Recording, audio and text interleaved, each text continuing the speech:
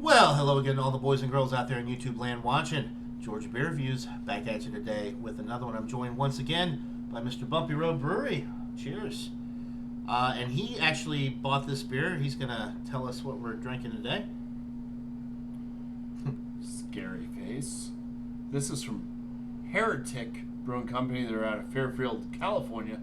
This one's called Evil Cousin. It is a double IPA coming in at 8% ABV. It says genuine craft beer, never filtered, never pasteurized, no shortcuts.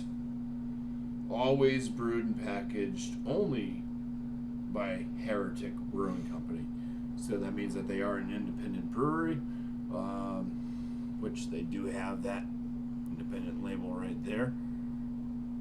This brewery was started up by someone that was big in the home brewing. They won a lot of home brew awards, and then they started up their own brewery. Check them. You can check this guy out. I'm not sure what his name is anymore, but he was on the Beersmith. Who's I can't think of his first name, but his last name is definitely Smith. Yeah, he created this home brew app. Oh. Yeah, that you can download it. You know, you purchase it, and it takes you. You can build beers and all this stuff. This Mr. Smith and Sam Smith, I think it is, but he was featured on some of his podcasts. The head brewer of Heretic when he was just home brewing, and then we're gonna attempt this beer.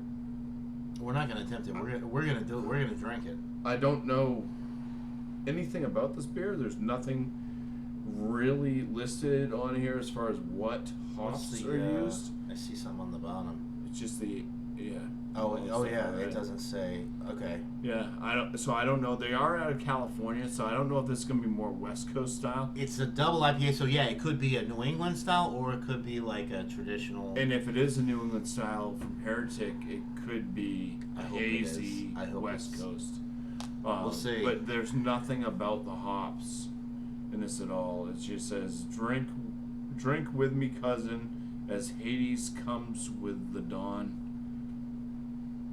Aegeus. That's Greek mythology. Yeah. Let's pour this damn thing. Let's pour it. That's the only way to find out anything about this beer from us, anyways. Oh no, it's splattered. It's all right. It's a mess in here. That's why I bought Wyman electronic wipes. I'm going West Coast. Oh boy.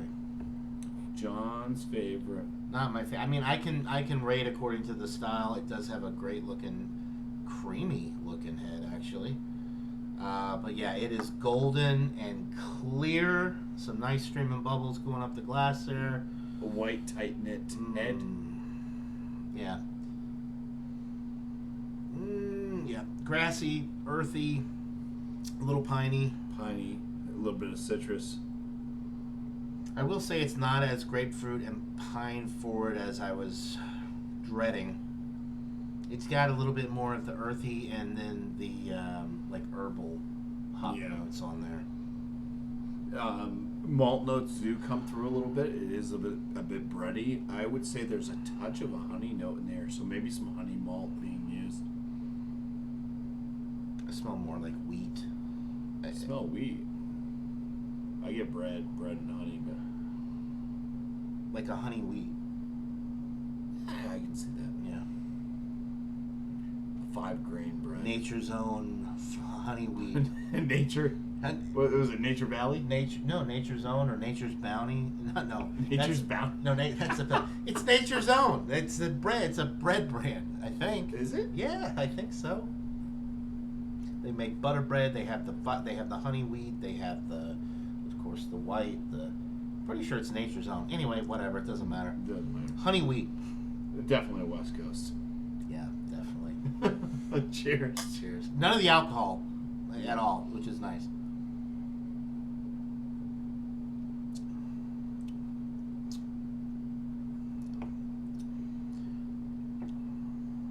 very herbal and the piney. So It's balanced. it is balanced, and I like this more already than I like a lot of the traditional, more West Coast style IPAs because it's not super resinous.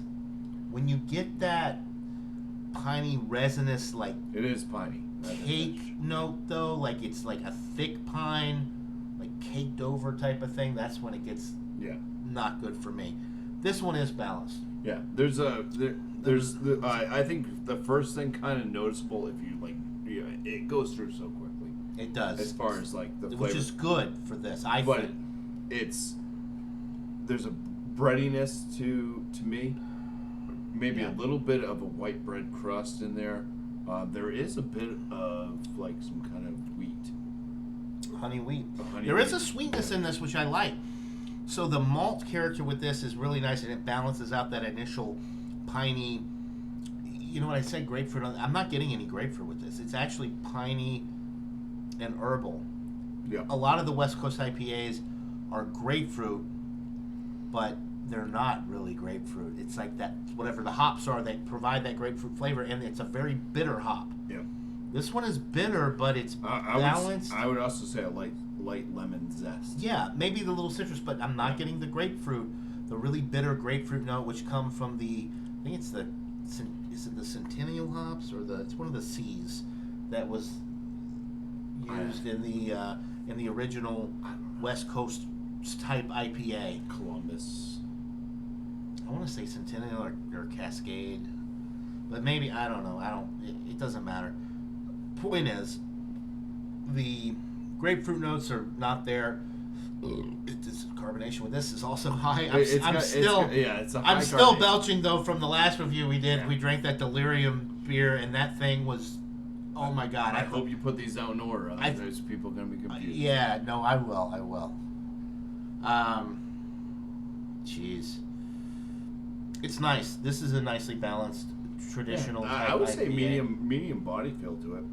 Higher carbonation, drying to the palate. It is crisp. I like the herbal, earthy hop notes and a little bit of the lemon citrus versus the super piney, super resinous, and super bitter. This is bitter, but it has a good malt backbone, a good breadiness in the middle of the sip, a little bit of the honey wheat that I mentioned on the aroma is translating to the palate. Almost like a cereal grain, too, for me. There's a little touch of grain in there. So, with I'm thinking Honey Nut Cheerios. I don't know why, but with that type of, the way that the wheat and the honey type notes translate with the grain, like that. Without the nuttiness. Oh, yeah. Well, Honey Nut Cheerio. Oh, yeah, Honey Nut. Yeah, without the nuttiness, just the honey. Anyway, sorry, I gotta get back on track here. This is, it's not what I expected, but in a good way. It cleanses the palate though, much like a sour wheat. One thing you mentioned was that it doesn't, like a lot of the West Coast IPAs. It's not harsh. They finish harsh and bitter and they linger. This one, from start to finish, it's like a 3-second sip. When you swallow it down, it goes away. So you're not left with a lingering bitterness, which makes it harder to go back in and have another sip. So this is inviting. There's a lingering like honey note, but that's with the pine. That's okay. Yeah. When you get the super hoppy West Coast IPAs that have that lingering, clinging bitterness, it makes it very hard for me. I'm just speaking from my own perspective. Makes it very hard for me to not just session, but just to get through the beer in general. This is very easy to drink, and I can get through this pretty quickly. It's inviting, and the alcohol is masked well. It's balanced between the malt and the hops, and I like it. I'll let you finish what you got to say, and I think I'm ready for a rating with this. I'm really impressed with this, and I like that it's not over the top with the bitterness and the harsh grapefruit and piney resinous aftertaste is what kills me with the West Coast IPAs. This may be more of like a what do they call them? Center Coast. Kind of hybrid mix between the two coasts, like a northeast or a northern IPA. Something you might find out of Wisconsin, Michigan area. but It's out of California, though. it's definitely not a New England IPA for sure. No, not at all. I would say it's more like a West Coast. It's just not as. It doesn't have as much like intense. orange and grapefruit. The grapefruit, especially. That's the thing that kills me. Is that the because I like grapefruit, but the bitterness that's associated with the hops that provide the grapefruit flavor is over the top. You're looking at 80 to 100 IBUs. This one feels like a 50 IBU, 40 to 50. Yeah. So a little bit less It's bitterness. got a moderate bitterness to it. Yeah. But it is balanced out. Yeah. Not my favorite. If we were gonna consider this a West Coast IPA, not my favorite West Coast IPA. But they don't. They just consider it a double IPA, so Yeah. they kind of leave it open for interpretation, I suppose. One of my favorites that I've had from the West Coast, as far as a double, because this is a double, so double West Coast, Beer Republic, because I haven't had a ton of stuff from California besides like Sierra Nevada. Right. My favorite West Coast are the Lagunitas, and they're owned by Heineken now. So, but they're over the top with the bitterness, but they're still kind of balanced. That's why I like Lagunitas. But yeah, the Racer X to me, I think, is like a quintessential, like that's a West Coast IPA, and I think they do that very well. So this is down a few notches from something that Beer Republic would put out, I think. Yeah, I kind of see this as like I'm gonna give it a 92 out of 100. oh, okay. I was thinking 93, so we're very close.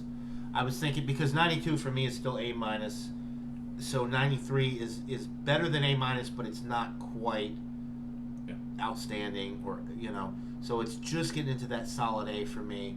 But it could obviously be better. I could see this in my fridge as like a daily.